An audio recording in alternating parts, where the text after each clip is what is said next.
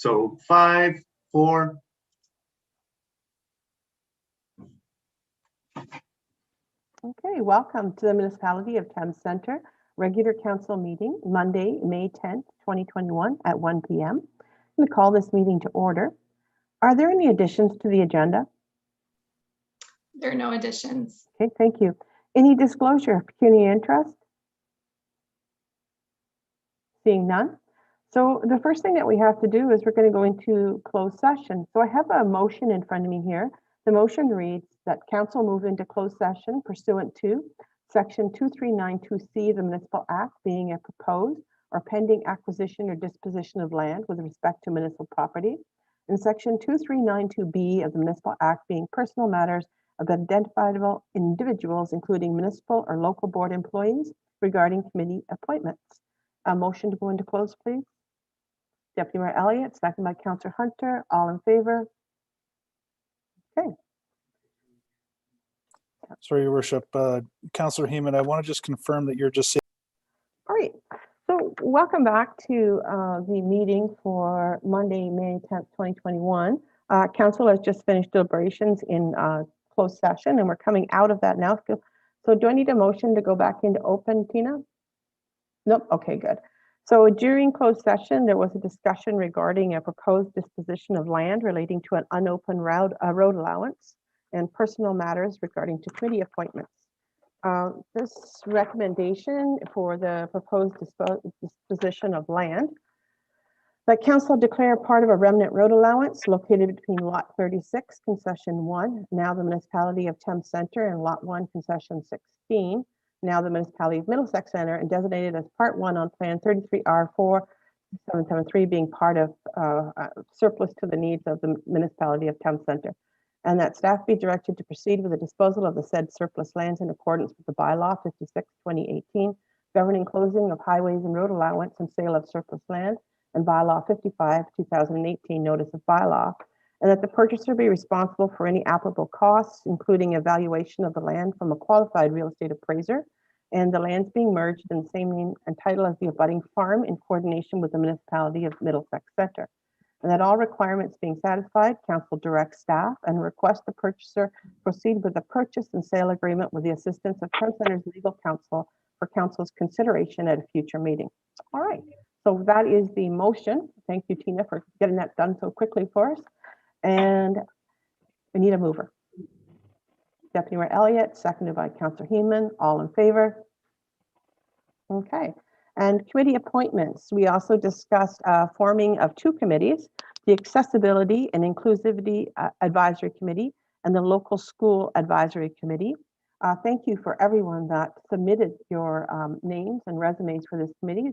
It's both committees actually, and it'll be exciting to see what work comes out of these. So it's my pleasure to announce the first committee, Accessibility and Inclusivity Advisory Committee. Members would be Jesse Farquharson, Kitty D'Angelo, Michelle Coughlin, Patricia Rivers, Christopher Morello, and Rick Nolan. The next committee appointment, the Local School Advisory, will be Karen Page, Nancy Delory, and Kurt Pollard. And Tina, I guess you will bring that back to another meeting to make it a bylaw? Great. Okay. So do we need a motion to accept those members as submitted? Okay. So having said that, looking for a mover, which is be Tom, and seconded by Councillor Hunter, actually. And all in favor? Great.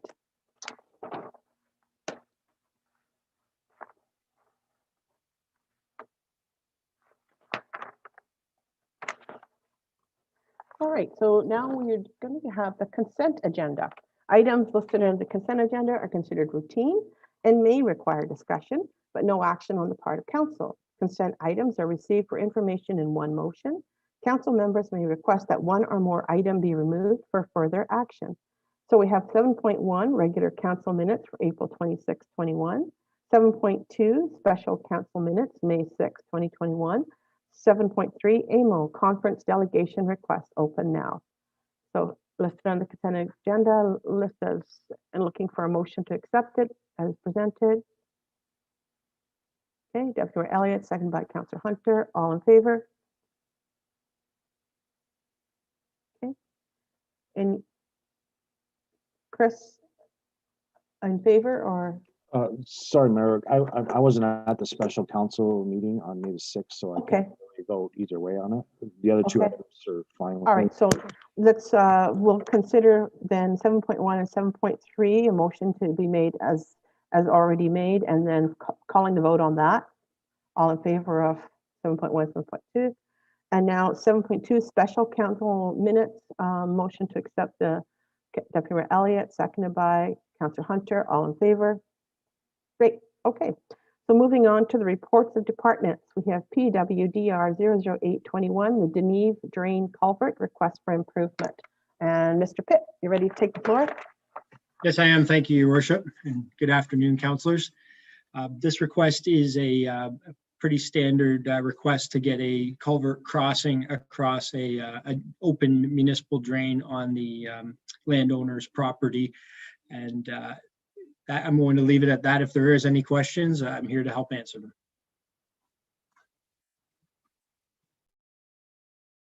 Any questions, council? I just saw in the comments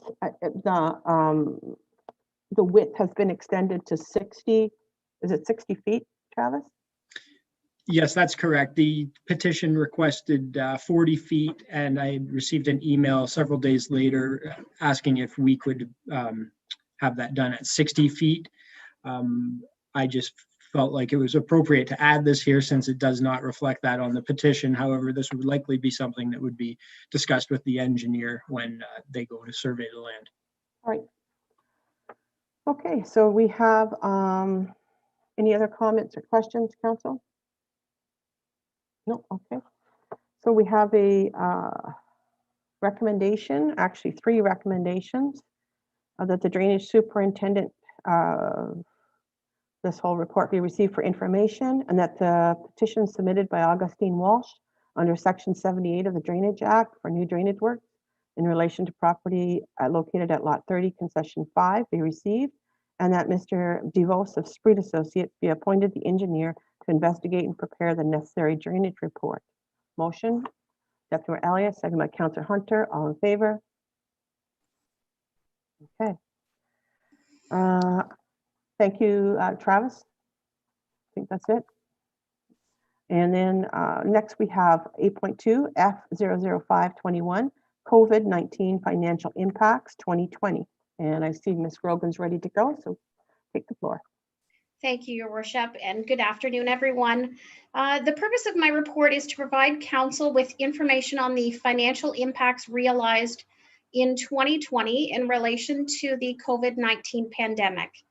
COVID-related closures and restrictions have resulted in not only loss of revenues, but they've also resulted in operational savings. The report summarizes the Phase 1 grant and 2020 allocations and utilizations of that grant. And just as a note, I'd like to just mention that the municipality may have experienced additional losses or savings that are not included in the report. It's difficult in some circumstances to measure some impacts, and it's also difficult to determine a direct cause and effect relationship to the pandemic. So in those instances, they were not included in our reconciliation. I'd be happy to answer any questions that you have at this time. Thank you. Council, any questions regarding this report? Any comments? No, I think it's a pretty clear report, and you know, it'll be interesting to see what happens when we get back to normal again and how the money gets used. So again, thank you for that report. I do have a recommendation here, that report F00521 from the Director of Financial Services Treasurer, dated May 10th, 2021, COVID-19 financial impacts 2020, be received as information. Looking for a mover. Councillor Heeman, seconded by Deputy Mayor Elliott. All in favor? Great. Next, 8.3, CS00821, new recreation management software. Who is taking this report? Okay. Oh, Steve.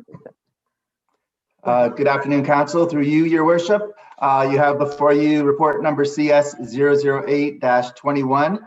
Earlier this year, We were advised that our current recreation management software would no longer be supported nor available as of October of this year. This report provides a course of action to replace this software, which is currently our Max Galaxy software, with the option that will best position Thames Center for the present and future, as per the recommendation. Most specifically, the third part of the recommendation, where we would proceed with ActiveNet management software and have it funded through the Municipal Modernization Program intake number 2 funding if awarded that funding.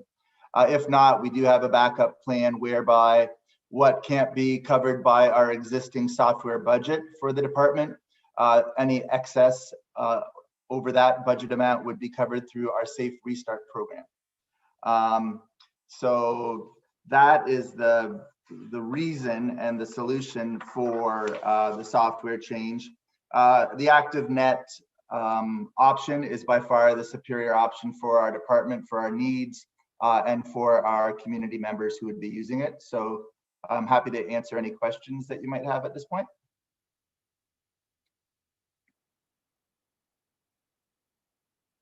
Any questions, Council? Councillor Patterson? Yes, Mayor Warwick. When did we acquire Max Galaxy, the software, originally? Not long ago.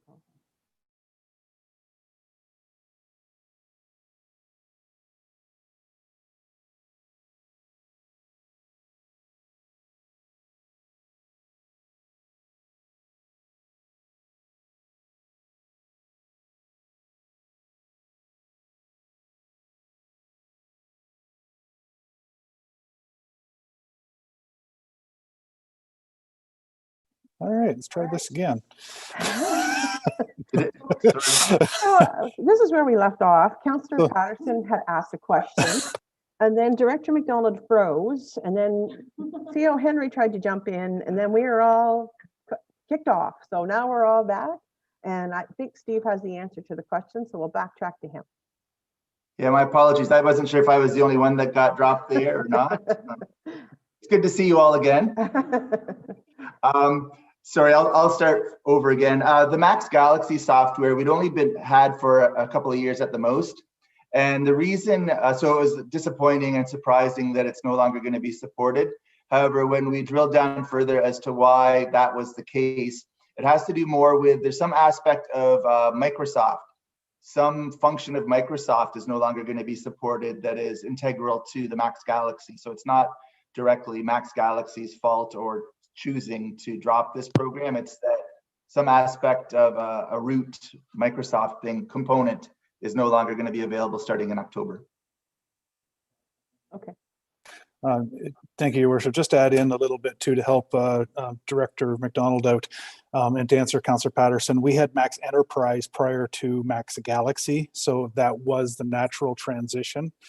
So we've had Max Enterprise for as long as I can remember and beyond that. So it's been quite some time that we've had a Max something software in the municipality. Okay, so what you're saying was Max Galaxy used to be Max Enterprise, and we've had Max Enterprise for a long time. And that we no longer have that because Microsoft is not supporting it anymore, which every now and then I get those phone calls where somebody wants to help you with your Microsoft program. Maybe that should be one. All right, so, and the recommendation is to move to a different one. So any more questions about this? No? Okay. And there is a recommendation that we receive the report for information and that council authorizes the Community Services and Facilities Department to switch from Max Galaxy to ActiveNet Recreation Management Software.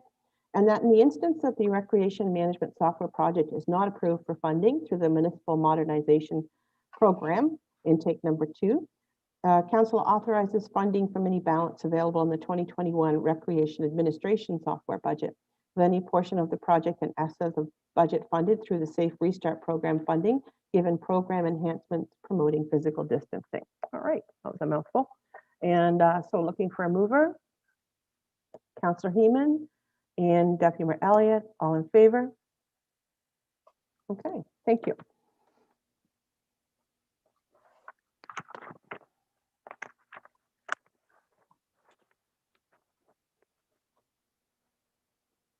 Next report, we have CS 00921.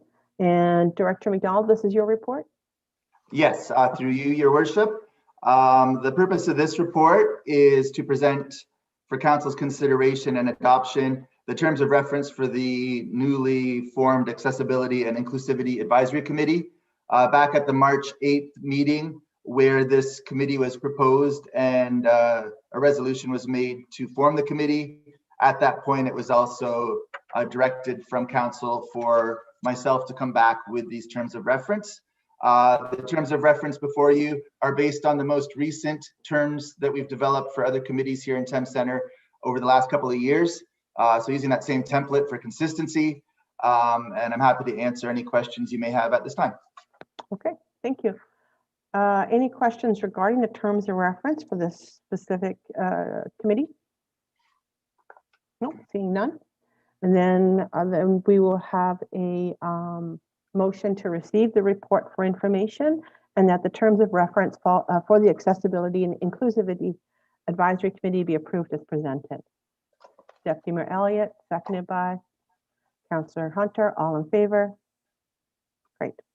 Now we have a CS 01021, inclusive park proposal from members of our community. Recommended motion is listed, but I want to hear the report first. Okay, through you, Your Worship. You have before you report CS 010-21. The purpose of this report is to present to Council the attached proposal for a Thames Centre inclusive park, and to initiate the support of this proposal by agreeing to consider an inclusive park during the 2022 municipal budget planning process. So before you, you have a very thorough and well thought out and compelling case for a inclusive park. I had the opportunity to meet with about 10 individuals involved with this back in March, where we discussed this at great detail. And what I would suggest at this point is there's obviously a few different steps to this process, but without it being approved in the budget, there's really no need to finalize or get into perhaps much discussion at this point for an exact location, because if we don't have an appetite for it in the budget, if Council does not, then talking about the exact location is kind of putting the cart before the horse. So I would recommend perhaps at this point, any question or discussion might want to focus more on just the need and the benefit for having this in the community, which I think is great. And then if and when the budget's approved, that's when we can start to work towards finalizing many other details, including the components and the exact physical location of the park. And I'm happy to answer any questions you might have at this time. Okay, thank you. Council, any questions regarding this report? Councillor Patterson? Yes, Mayor Work. I think this is such a great idea to have inclusive parks, and I think our goal should be making all our parks inclusive, you know, whether that's in Thorndale or Crampton or Dorchester. And I think that's something that this new advisory committee can really look at. So I appreciate the director's comments about, you know, let's move it to the budget and then discuss, you know, what we can do, what makes more sense, and can we achieve that goal of making all our parks inclusive. And I think I just want to say I couldn't agree with you more, Councillor Patterson, and I know every effort throughout each budget cycle is to improve our current parks and add accessible features to them. But I would agree that the need for an accessible park is there. And Director McDonald, I think you're right. Those letters were very compelling and really opened up the world to let people know what it's like to have a child or an adult that doesn't fit that peg. And it's hard when you're out in public in a park like that, because even a well-behaved child sometimes is doing something that other parents look at. So that public pressure and the stress is always there. So having a place where they could call their own and feel comfortable, and I think is extremely important, not just for children, but for seniors too. So I think council might have some other comments as well. And staff, did you want to say something, Mike? Yes, thank you, Your Worship. Through you to Councillor Patterson, just wanted to shed some light. Currently, all of our facilities in Thames Center are now meeting the AODA components, and as are our parks and our recreation. Director McDonald is certainly on top of the AODA recommendations and where our standards are, and we have governing bodies that we already adhere to these measures. However, it is very good to hear that this council is embracing some additional features in that regard, and we will certainly look at making them the percentage. We already do exceed the percentage that we have in each and every one of our parks, but we can build on that percentage as we move forward, most definitely with direction. Thank you.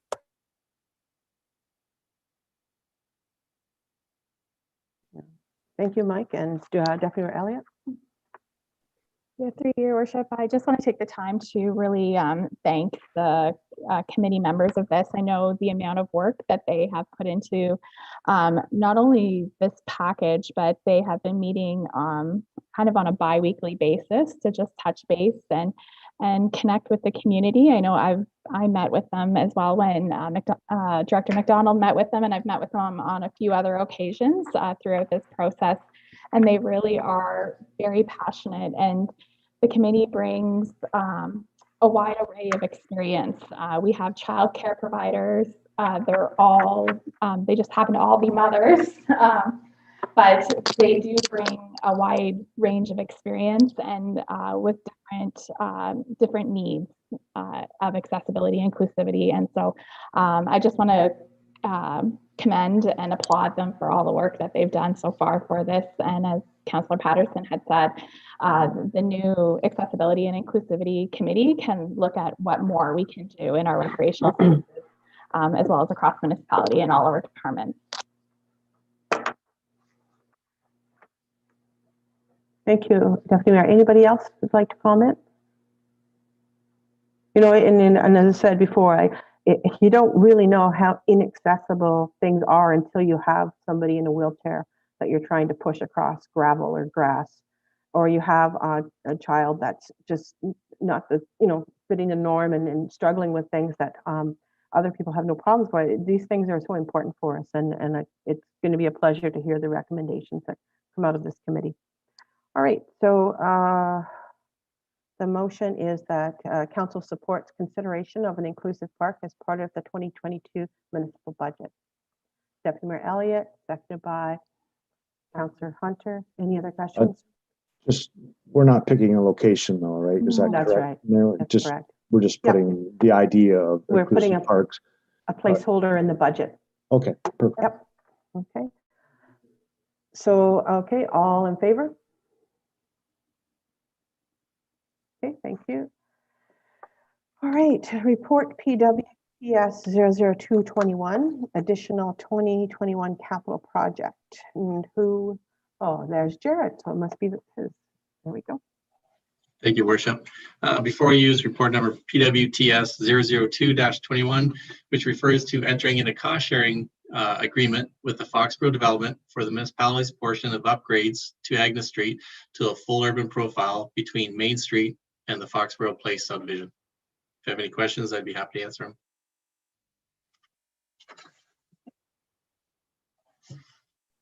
Any questions regarding this? Just seems to me, it is additional money, but it makes sense because it finishes off that road and makes it the same as the others. And I know that it'll look much better when it's all finished up. Great. Any other comments, questions? Councillor Heeman? Yeah, clarification. I know there was a recreation parking lot there. I'm just seeking clarification on the accommodation for the lost parking lot. No, there's a lot of folks that are parked right now, and I want to clarify that. Okay, so Tom, I think we got the gist of what you were saying because you're cutting in and out as you bounce along there, but I think Jared could probably has a good idea of what you're saying. Thank you. Through your worship, Councillor Heeman, it's only the right-of-way will be, or the road allowance, sorry, the right-of-way will be paved with the curb gutter, and that the parking on either wings of that parkland will still remain. So nothing will be changed. The parking will still be located where it is right now.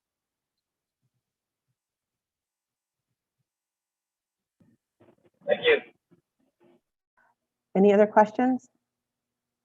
Okay, so again, in front of us, we have PWTS 00221, the recommended motion that the report be received for information and that council accept the cost sharing proposal to extend and upgrade Agnes Street from Main Street to the Foxborough subdivision development to a full urban cross section, and that council directs staff to fund this project from the Transportation Capital Reserve Fund, with any portion of the project determined to be development charge recoverable to be funded from the development charges.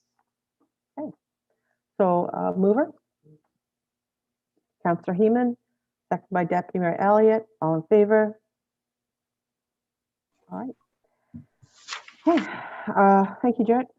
Report F00621, which is a financial report unaudited January to December 2020. And Ms. Grogan, are you ready to go?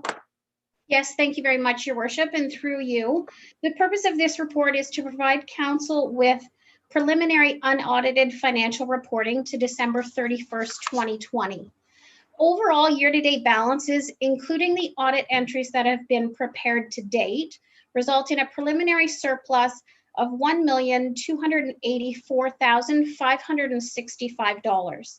My report summarizes one-time projects that were not completed in 2020 and therefore funds raised for those projects that were raised in 2020 have been proposed to be transferred to the projects to be completed reserve for future year completion.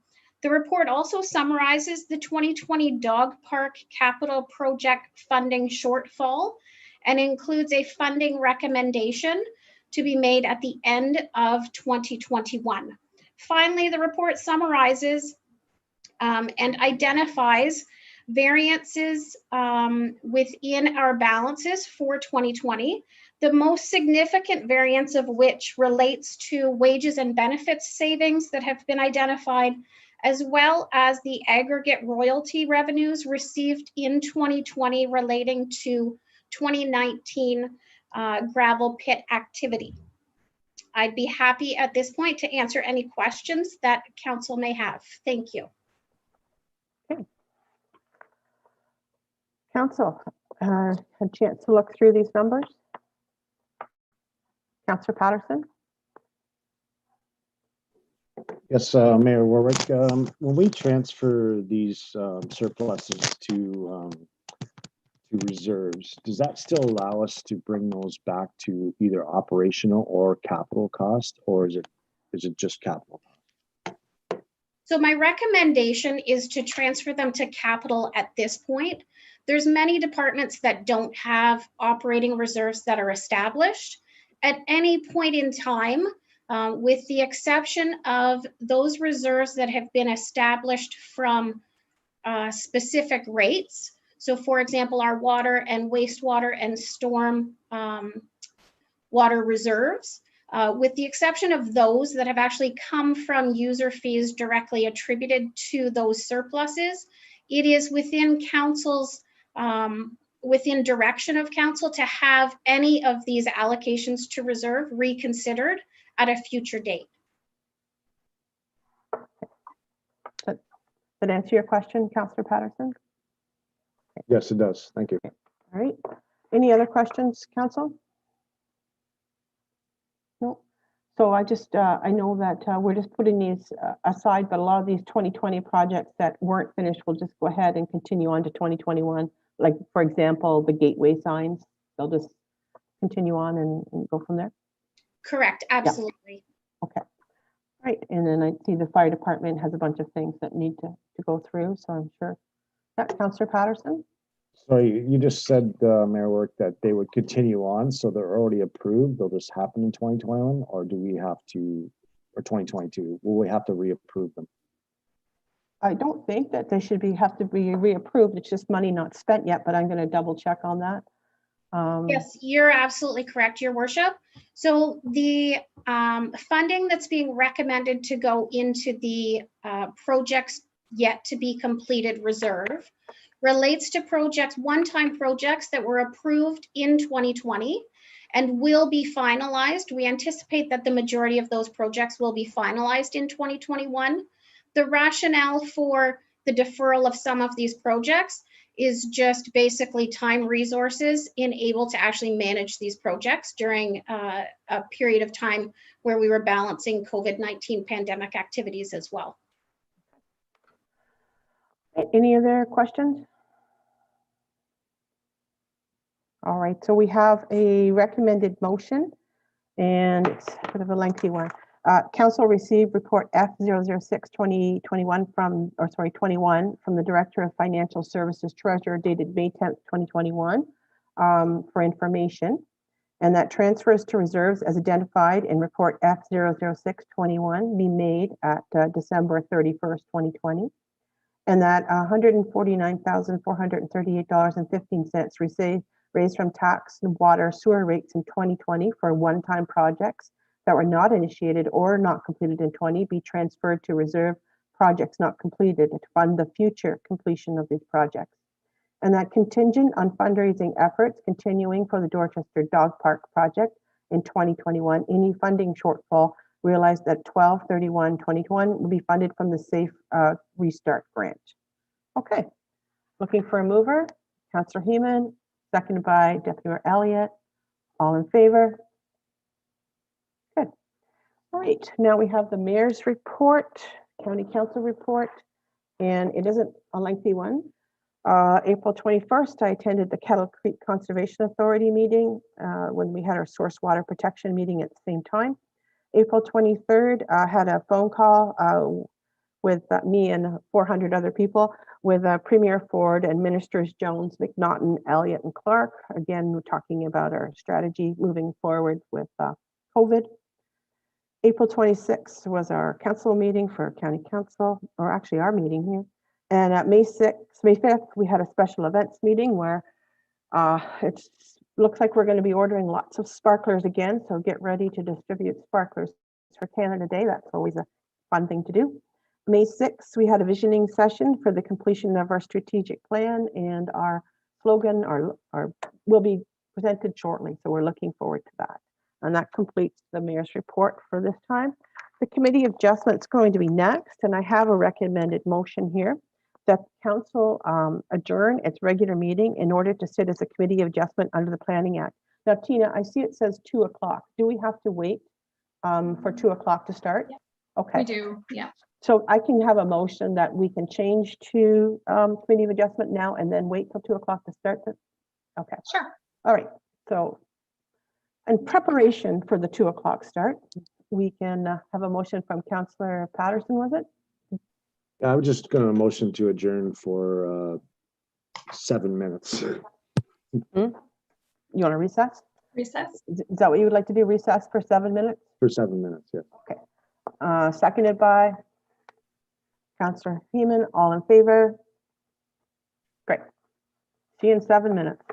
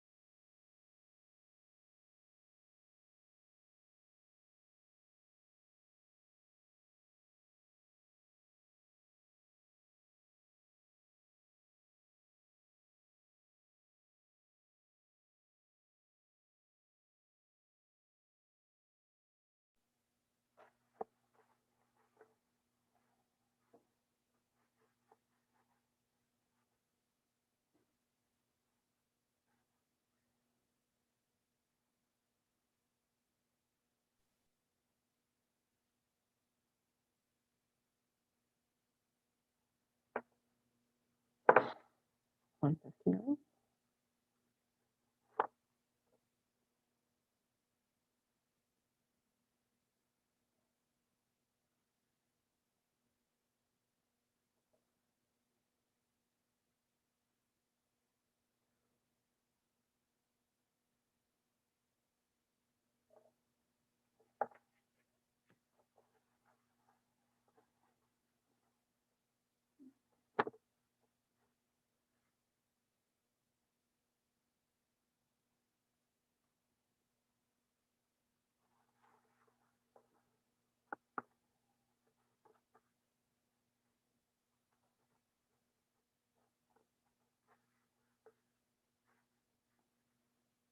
Okay.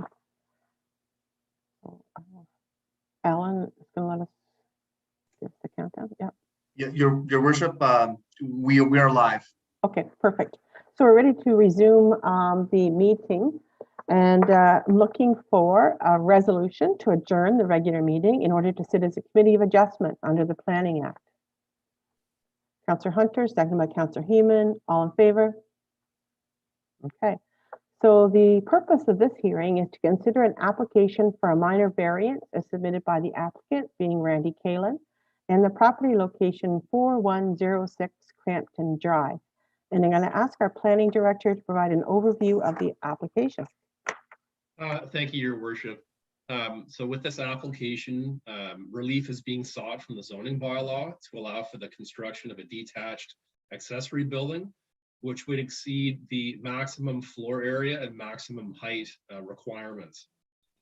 Just for background, Your Worship, the subject property, it's a 1 acre lot located in Crampton on the north side of Crampton Drive, east of Putnam Road.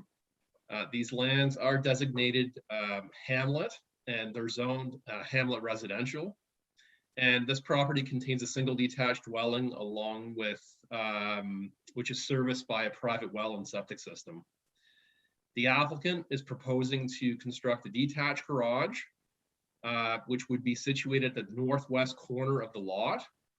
And this garage would be 122.6 square meters in size, with a height of 7.62 meters, whereas the zoning bylaw restricts the floor area to a maximum of 90 square meters and to a height of 5 meters. This building is to be used for personal storage reasons. And Your Worship, I've provided an analysis evaluating the application, and I'm satisfied that the 4 tests have been met under the Planning Act. One thing that's important to note is upon further review, the applicant wishes to retain an existing garden shed on the property. So the application should be amended to account for that existing structure, which would otherwise not be permitted considering the floor area of the proposed detached garage. So my recommendation is adjusted accordingly. In terms of comments received in the circulation of the application, no issues were identified with comments provided by the county engineer, the Upper Thames River Conservation Authority, our drainage superintendent, our director of public works, and our chief building official. In the circulation to the public, to date, no comments have been received. So it's my recommendation, Your Worship, that the application be approved as amended and that no further notice be required as a result of the amendment, and that the application be approved for the reasons also outlined in my report. I'm here to answer any questions, Your Worship. Thank you. Thank you. Any questions for our planning director? Okay. So do we have the applicant available or not? No, Your Worship. Okay. Any members from the public in attendance who wish to provide comment? No, Your Worship. Okay. Any committee members have any questions regarding this application? Nope, seeing none. I'm going to ask the committee to make their decision on the application by resolution.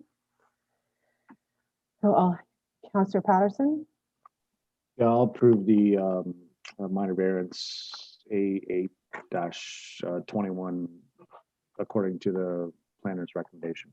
okay, thank you. And seconded by Councillor Hunter. All in favor? So there's a written notice of this decision and will be forwarded to designated parties, and it's a 20-day appeal period. And if you wish to be notified of the decision with respect to this application, you must submit a written request to the clerk. The clerk's email address is included on the online agenda.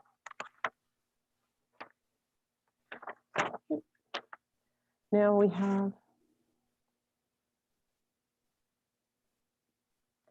a pursuit. We have the applicant. This is a hearing to consider an application for a minor variance as submitted by the applicant, ABW Solar General Partnership, the agent being Jim Reynolds-Wan, and the property location 705 Scotland Drive. Mark, can you give us an overview of this application? Certainly, Your Worship. So this is an application for a minor variance for relief from the zoning bylaw as it relates to the minimum lot area and limited minimum lot area and minimum lot frontage requirements of the zoning bylaw. And this is in regards to the lands being retained in regards to an application for consent that was conditionally granted. The subject property, it's 140 hectare farm situated south of Scotland Drive between Old Victoria Road and Westchester Bourne. This property is primarily used as a solar farm. However, the balance of the lands is used for field crop production. This property is also bisected by municipal boundaries between Thames Centre and Central Elgin, along with the City of London.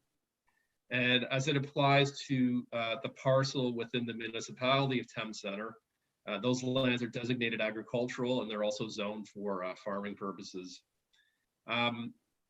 Committee may recall that application for consent B3/20, that was the one that was previously granted.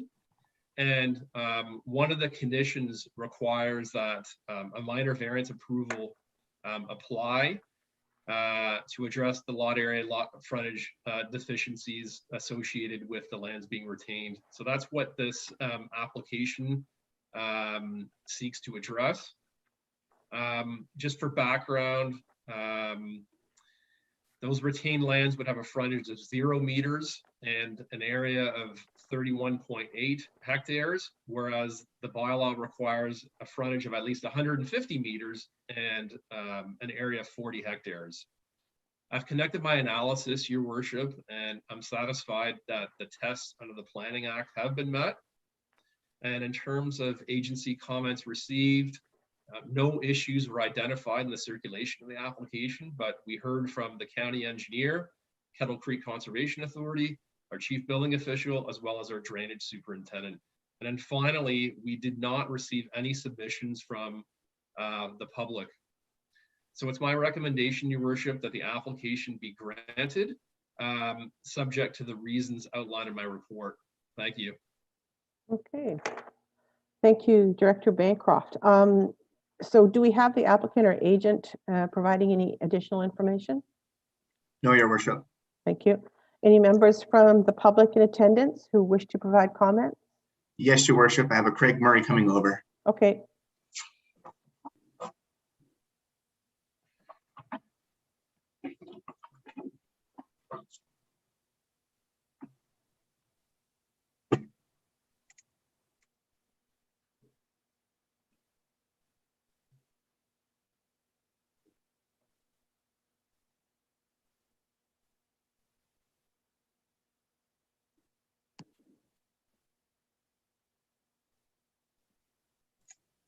Your Worship, when Craig was joining the session, he appeared to disconnect. I don't know if it's a technical issue and or a choice not to participate. I recommend you just wait a few moments. Okay, we can wait. I did see his like it looked like he phoned in, did he, or did he? It connected via Zoom with the video connection. However, there was no outward statement of wanting to join the meeting. Okay. So it appears that at this point in time, that no comment was going to be made. Okay. Do you want to continue waiting, or do you want to assume that that was the case? I think it's fair to say that the participant chose to leave. Okay, thank you. Any committee members have any questions regarding this application? Oh, okay, so I'm going to ask the committee to make their decision on the application by resolution. Councillor Hunter? Yep. Seconded by Councillor Heeman. All in favor? Okay. The written notice of this decision will be forwarded to designated parties and it's a 20-day appeal period. If you wish to be notified of the decision with respect to this application, you must submit a written request to the clerk. The clerk's email address is included on the online agenda. So I'm going to ask a resolution to adjourn and that the Committee of Adjustment adjourn and reconvene as a public meeting under the Planning Act. Councillor Heeman, seconded by Councillor Patterson. All in favor?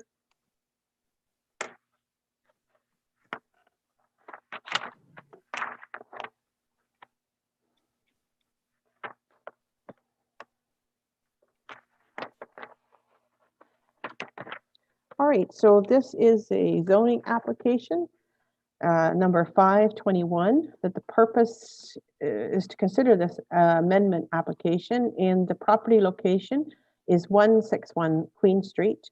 So I'll ask the planning director to provide an overview of the application and planning recommendation. Thank you, Your Worship. So this rezoning application seeks to change the zoning of the property from an R1 category to an R1 special category to permit the expansion of the existing dwelling to accommodate a total of 2 dwelling units along with an attached garage and also a reduced side yard. This property, it's currently located on the south side of Queen Street near Elizabeth Street in the village of Dorchester, and it has an area of about 0.2 acres. The lands contain a 1.5-story single detached dwelling, which is serviced by municipal water and a private septic system, along with a detached garage and a shed. These lands are designated residential under the official plan, and they're also zoned for residential purposes. The applicant is proposing to demolish the detached garage and shed in order to expand the dwelling, which would, as enlarged, it would contain a total of 2 dwelling units, along with an attached garage. A reduced side yard of 1.2 meters is also being requested along the west side of the property compared to the required 2-meter side yard.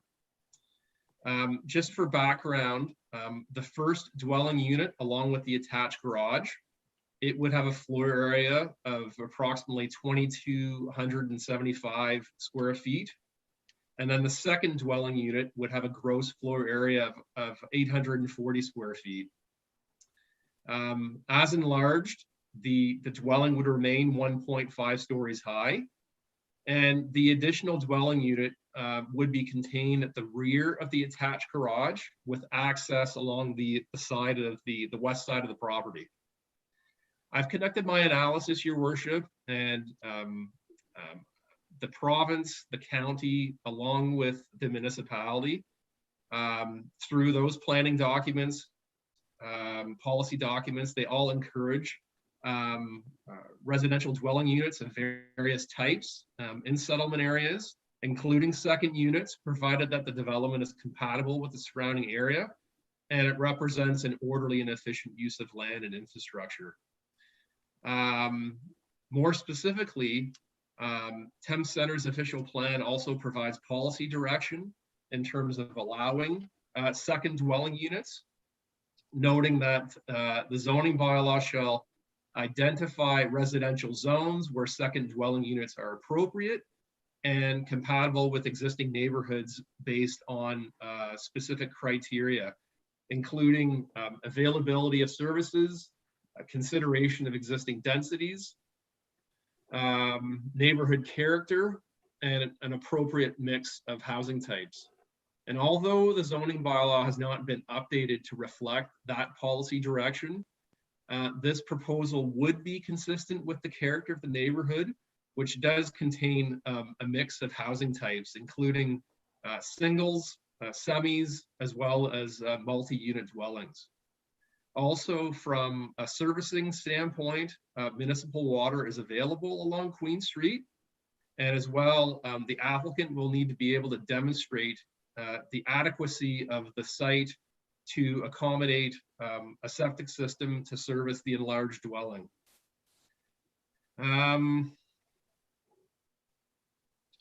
Furthermore, in terms of the request for the reduced side yard of 1.2 meters, that would be an improvement compared to the current situation with the existing detached garage, which is to be demolished, considering that detached garage has an existing side yard of 0.75 meters.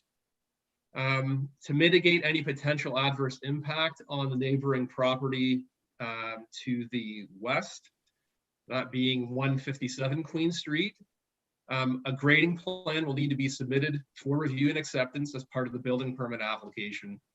And in addition, any downspouts along the west side of the dwelling, expanded dwelling, will need to be redirected or directed, I should say, to the front and or rear yard to mitigate any drainage impacts on the neighbor's property.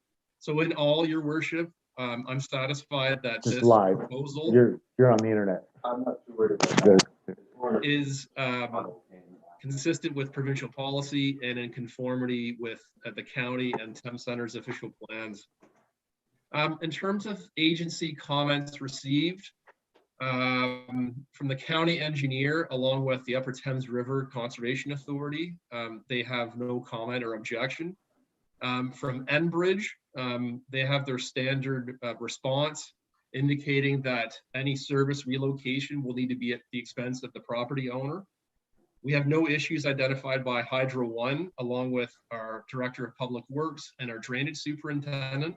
And then lastly, from our Chief Building Official, he's noted that since the wall of the proposed building or the expanded dwelling is less than 1.2 meters away from the property line, a fire rating for the exterior wall will be required under the Ontario Building Code.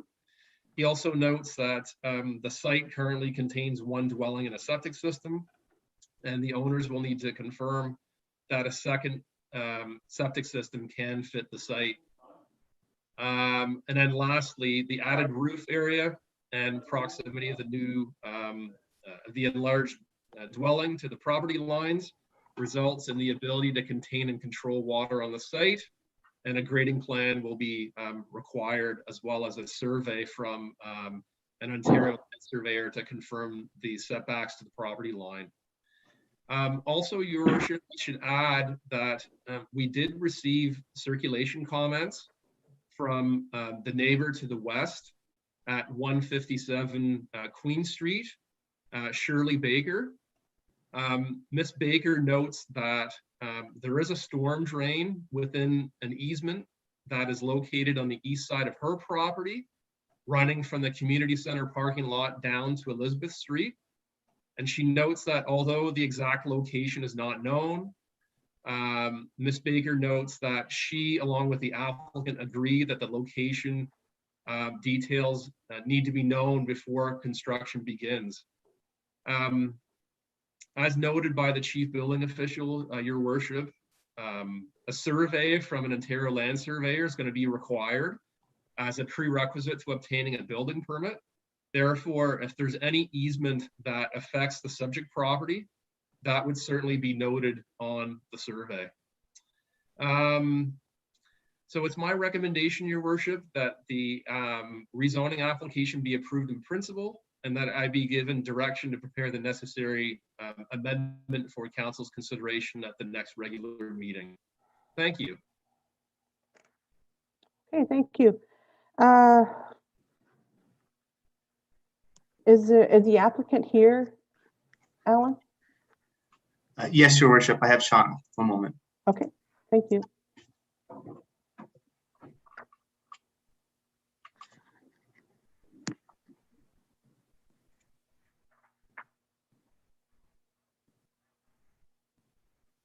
Hi, this is Shauna. Hi, Shauna, welcome. It's Allison speaking. Did you have any additional information you wanted to provide? Nope, nothing at this time. Okay, thank you. Any members from the public in attendance, Alan, that have any questions? No, your worship. Okay. Any council members have any comments or questions? Councillor Patterson? I think you might be muted. Sorry, Okay. sorry, there we go. Mayor Work, is this second dwelling attached or detached from the existing dwelling that's already on the property? It looks So, to me. Your worship, I can answer yeah. that question, your worship. So the dwelling would be attached. So what we have on the property today is we have a single unit dwelling along with a detached garage. And the intended layout would be to have a dwelling unit or a dwelling that contains 2 dwelling units along with an attached garage. So it would be one structure that would contain those 3 features, 2 dwelling units along with an attached garage. Go ahead. Thank you, Mayor Work. And my understanding is from your explanation is that there'd be 2 septic systems, and would it be 2 water hookups as well? Is that the plan? Through you, your worship, in terms of septic, the property owner is going to have to demonstrate adequacy of the property to contain private sewage disposal. So if it means 1 large septic system or 2 separate systems, I'm not sure about those details, but septic will need to be demonstrated. In terms of a separate water service, it's my understanding that there would not. Oh, we've got Mr. Craven, the Director of Public Works, who's all of a sudden appeared on the screen. So I will leave it to Mr. Craven to answer that question for you. Through your worship, Councillor Patterson, it'll be a single water service line to a property, one service line per property. Just because there's 2 dwellings, it'll still be 1 service line. There won't be a need for a second. Any other questions, Councillor Patterson? No, not at this time. Thank you. Okay, thank you. Councillor, any other questions from any members? Okay, so now I'm looking that the public meeting portion for this application has been completed, and I'm going to ask council to make their decision on the application by resolution, considering all comments received. So the recommendation is attached. Looking for a decision now, council. Councillor Patterson? Yeah, I would move the planner's recommendation. Okay, and second? Councillor Hunter? All in favor? All right. So I'm going to advise that there's a written notice of the decision that'll be forwarded to designated parties, and that there's a 20-day appeal period from the date of decision. If you wish to be notified of the decision with respect to this application, you must submit a written request to the clerk. The clerk's email address is included on the online agenda. So I'm going to ask for a resolution to adjourn, because we're going to have the public meeting adjourn and council reconvene its regular meeting in order to continue with its deliberations. Councillor Heeman, seconded by Councillor Hunter, all in favor? Great. So unfinished business, seeing none. Notice of motion, any notice of motion to present? Nope. New business, we have 14.1, which is Kettle Creek Conservation Authority Membership Appointment Agreement. And the recommended motion is that the current membership of the Kettle Creek Conservation Authority allocating 1 member to each to the municipality of Central Elgin, the municipality of Middlesex Centre, the municipality of Thames Centre, the township of Malahide, and the township of Southwold, and 2 members of the city of St. Thomas and 3 members to the city of London be maintained, and that the membership of the Kettle Creek Conservation Authority be reevaluated based on population data available prior to member appointments following the municipal elections in 2022. Great. Councillor Heeman, moving the recommendation. Okay, seconded. Councillor Patterson, any comments or questions? No. Just one. You're going to continue on, Mayor Work, as a representative for the Kettle Creek Conservation. Thank you. This is just a bit of housekeeping that the Conservation Authority had to do after some provincial directives, and just to acknowledge that the population may be changing, and in the next election cycle there may be different appointments made. So that's basically it. Okay, so mover and seconder, and all in favor? Okay, moving on now to bylaws. We have 15.1, bylaw 3821, 2021, being a bylaw to amend zoning bylaw as it relates to lands located on the north side of Breen Road and the west side of Fairview Road. 15.2, bylaw 39, 2021, being a bylaw to appoint a building inspector. 15.3, bylaw 40, 2021, being a confirmatory bylaw. So we can do all those at once. Councillor Elliott? I'll just move, but just noting that it should be the north side of Dundas Road and west of Fairview Road, not Breen. The bylaw is correct. It's just the description wasn't correct.